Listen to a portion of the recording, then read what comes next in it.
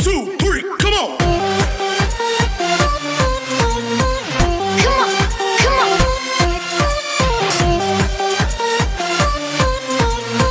जय हिंद दोस्तों, कैसे हैं आप। आज का हमारा टॉपिक है revolution of assets and reassessment of liability, यानी संपत्तियों का पुनर्मूल्यांकन और दायित्वों का पुनर्निर्धारण। जैसे हमने सेकंड चैप्टर में पढ़ा था कि जब एक पार्टनर फर्म के अंदर आता है तब हम क्या करते हैं कि जितनी भी संपत्तियां होती है और दायित्व होता है उसका हम रिवोल्यूशन करते हैं। रिवोल्यूशन का मतलब पुनर्मूल्यांकन। क्या होता है, किसी संपत्ति का मूल्य बढ़ भी सकता है, किसी का कम भी हो सकता है, दायित्व का मूल्य भी कम या ज़्यादा हो सकता है।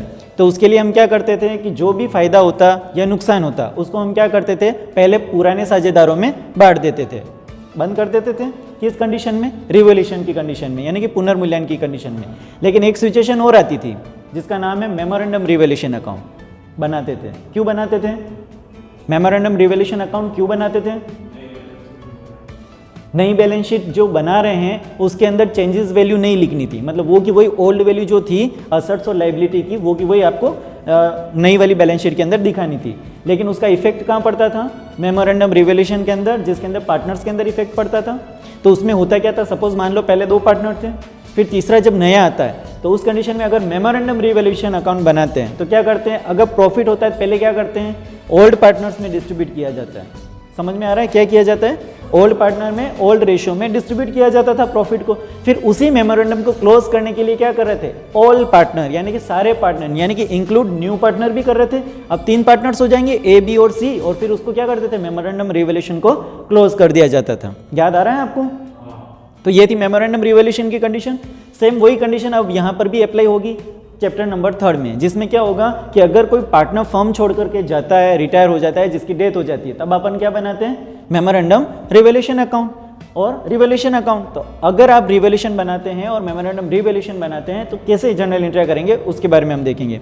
तो सबसे फर्स्ट कंडीशन हम देखते हैं कि revolution of assets and reassessment of liability. कौन सी कंडीशन में? ऑन प्रॉफिट की कंडीशन में। प्रॉफिट हुआ है, किस कंडीशन में? प्रॉफिट हुआ है और रिवोल्यूशन और लायबिलिटी का रीअसेसमेंट आपको करना है पार्टनर जब फर्म छोड़ के जा रहा है, उस कंडीशन में पार्टनर फर्म छोड़ के जा रहा है। तो देखो यहाँ पर क्या करेंगे, जो प्रॉफिट होगा एंट्री क्या करेंगे, revaluation account DR to all partners capital account के नाम से जर्नल एंट्री करेंगे। क्या बनाया आपने अकाउंट? Revolution account. और एक फर्म छोड़ के पार्टनर अगर सपोज जा रहा है, अगर प्रॉफिट हुआ है तो क्या उसको प्रॉफिट मिलेगा या नहीं मिलेगा? मिलेगा। तो अपन क्या करेंगे, ऑल पार्टनर्स यानी सभी साझेदारों के नाम आ जाएंगे, यानी कि ABC है, उसमें अगर C फर्म छोड़ के जा रहा है तो यहाँ पर जो प्रॉफिट होगा रिवोल्यूशन का किस में डिस्ट्रीब्यूट किया जाएगा, तीनों पार्टनर्स में डिस्ट्रीब्यूट किया जाएगा। तो देने की एंट्री क्या हो जाएगी, रिवोल्यूशन अकाउंट डेबिट हो जाएगा, और पार्टनर्स रिसीवर है इसलिए इनको क्रेडिट कर देंगे। यहाँ पर तो क्या लिखेंगे, टू ऑल पार्टनर्स कैपिटल या करंट अकाउंट। ठीक है। लेकिन अगर लॉस की कंडीशन होती है, रिवोल्यूशन की सिचुएशन में लॉस की कंडीशन होती है, फर्म पार्टनर छोड़ के जा रहा है, तो क्या वो लॉस बेयर करेगा या नहीं करेगा? लॉस भी लेगा। अगर प्रॉफिट लेता है तो लॉस भी लेगा। तो लॉस की कंडीशन में क्या आ जाएगा, ऑल पार्टनर्स कैपिटल या current account DR to revolution account. समझ में आ गया? यहाँ पर क्या होगा कि जाने वाला पार्टनर चाहे प्रॉफिट हो या लॉस हो, दोनों को बेयर करेगा। समझ में आ गया? ठीक है। किस कंडीशन में? प्रॉफिट और लॉस दोनों कंडीशन में रिवोल्यूशन अकाउंट बनाते समय। लेकिन अब आता है कि जब पुनर्मूल्यांकित मूल्य पुस्तकों में नहीं दिखाया जाए, यानी कि जो रिवैल्यूड वैल्यू है आपकी, है ना, नई वैल्यू जो है चेंजेस, वो आपको बुक में नहीं दिखानी है, यानी कि नई बैलेंस शीट में नहीं दिखानी है। तो उस कंडीशन में हम क्या करेंगे, यहाँ ध्यान से देखना, कुछ भी नहीं है, आपको सिर्फ कंसेप्ट बिल्डअप करना है कि यहाँ अगर प्रॉफिट की कंडीशन है तो एक चीज़ ध्यान में है कि आपको ये मेमोरेंडम रिवोल्यूशन अकाउंट जो बनाते हैं उसके कितने पार्ट बनते हैं?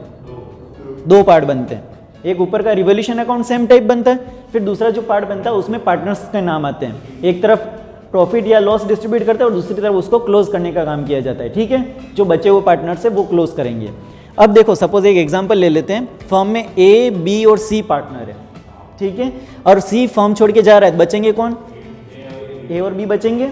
ठीक है। अब इसी से ये जर्नल एंट्री समझते हैं। अगर प्रॉफिट होता है और वैल्यू आपको नई बैलेंस शीट में नहीं दिखानी, यानी कि मेमोरेंडम रिवोल्यूशन बताना है, तो पहले चीज ये देखते हैं कि अगर प्रॉफिट होता है, क्या होता है, प्रॉफिट होता है, और उस प्रॉफिट की कंडीशन में पहले तो 3 पार्टनर है और फिर कितने पार्टनर है, 2, यानी कि 1 चला गया। तो प्रॉफिट हुआ है पहले 3 में डिस्ट्रीब्यूट करेंगे और फिर 2 से उस अकाउंट को क्लोज कर देंगे। समझ में आ गया? तो यहाँ देखो क्या करेंगे, मेमोरेंडम रिवॉल्यूशन अकाउंट दिया to old partners capital account, ये ओल्ड पार्टनर्स ही हुए, और जब एक चला जाएगा ये क्या कहलाएंगे, न्यू पार्टनर्स कहलाएंगे या रिमेनिंग पार्टनर्स कहलाएंगे। ठीक है, तो ये एंट्री क्या बनेगी, प्रॉफिट की कंडीशन में मेमोरेंडम रिवॉल्यूशन अकाउंट दिया to old partners capital account, क्योंकि पहले 3 पार्टनर्स थे, और फिर जब अकाउंट को क्लोज करना है, मेमोरेंडम रिवॉल्यूशन को क्लोज करना है, तो क्या करेंगे, रिमेनिंग पार्टनर्स कैपिटल अकाउंट दिया टू मेमोरेंडम रिवॉल्यूशन अकाउंट। क्यों, क्योंकि मेमोरेंडम को आपने डीआर किया है, इसको क्लोज करने के लिए क्या करेंगे, मेमोरेंडम को सीआर करेंगे उतने ही अमाउंट से, उतने ही प्रॉफिट से। लेकिन क्लोज पहले 3 जने कर रहे हैं, अब कितने करेंगे, 2 जने। तो यहाँ रिमेनिंग पार्टनर्स में किस किस का नाम आ जाएगा, A capital account DR, B capital account DR to memorandum revaluation account. ये कौन सी सिचुएशन की एंट्री है, ऑन प्रॉफिट कंडीशन की है। अगर प्रॉफिट हुआ है तो प्रॉफिट को डिस्ट्रीब्यूट किया है और फिर उसको क्लोज किया है। लेकिन अगर लॉस हो जाता है, क्या हो जाता है, तो अपोजिट एंट्री होगी। अब लॉस होगा तो भी बेयर कितने करेंगे, 3 जने। जब लॉस होगा तब क्या करेंगे, मेमोरेंडम क्रेडिट में आ जाएगा और एबीसी डेबिट में आ जाएंगे। यानी कि क्या लिखेंगे, यहाँ जर्नल एंट्री क्या बनेगी, ऑन लॉस कंडीशन में। देखो ऑन लॉस की कंडीशन में अब पार्टनर बेयर करेंगे, भरेंगे, इसका मतलब वो ऊपर आ जाएंगे। तो यहाँ लिखेंगे ओल्ड पार्टनर्स कैपिटल या current account DR to memorandum revaluation account. Clear है। अब इसी को वापस क्लोज करना है। अब क्लोज करते समय कितने पार्टनर रहेंगे, 2 पार्टनर्स रहेंगे। तो मेमोरेंडम आपने पहले क्या किया है, क्रेडिट किया है, तो अब मेमोरेंडम आपका क्या हो जाएगा, डेबिट हो जाएगा। तो मेमोरेंडम अकाउंट डीआर टू, अब रिमेनिंग पार्टनर्स हैं, न्यू पार्टनर्स भी बोल सकते हैं या रिमेनिंग पार्टनर्स भी बोल सकते हैं। तो टू रिमेनिंग पार्टनर्स कैपिटल या करंट अकाउंट। क्लियर है। तो इस तरह से ये था हमारा मेमोरेंडम रिवॉल्यूशन और रिवॉल्यूशन अकाउंट, जिसका इफेक्ट क्या पड़ेगा, एक पार्टनर जब फर्म छोड़ करके जाता है या डेथ हो जाती है या रिटायर हो जाता है ना, उस कंडीशन में हम कैसे जर्नल एंट्री करेंगे। ठीक है।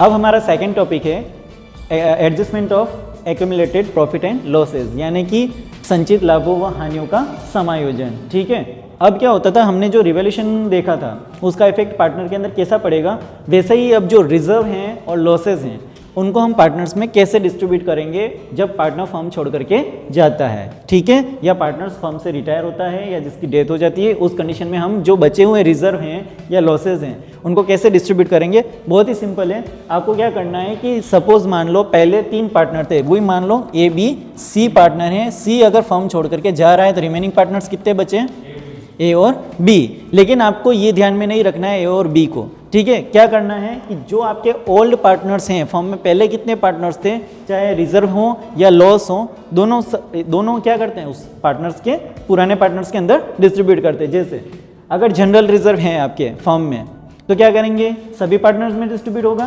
भाई जो फर्म छोड़ के जा रहा है उसको भी मिलेगा पैसा।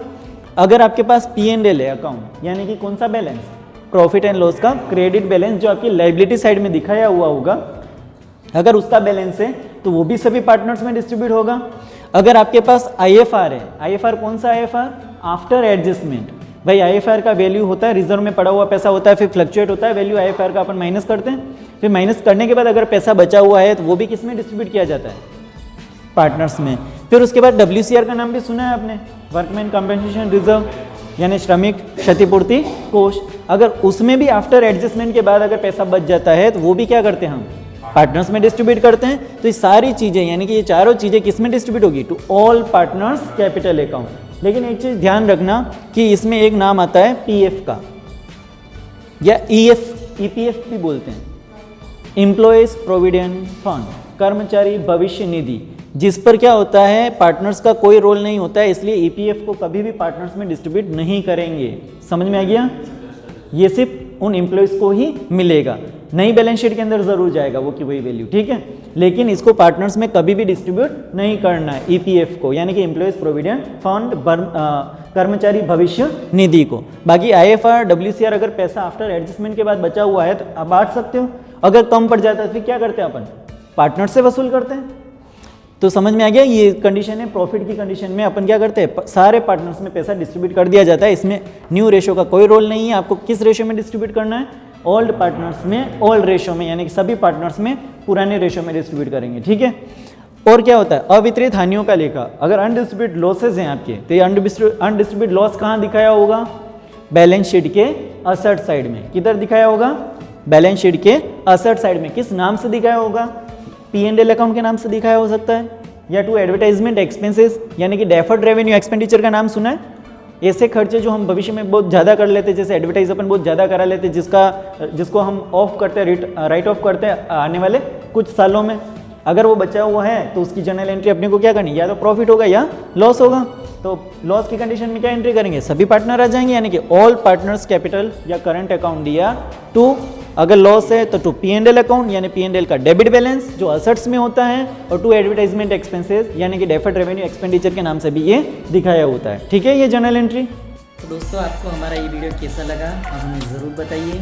आप हमारे इस वीडियो को लाइक कीजिए, शेयर कीजिए और चैनल को सब्सक्राइब कीजिए। Thank you.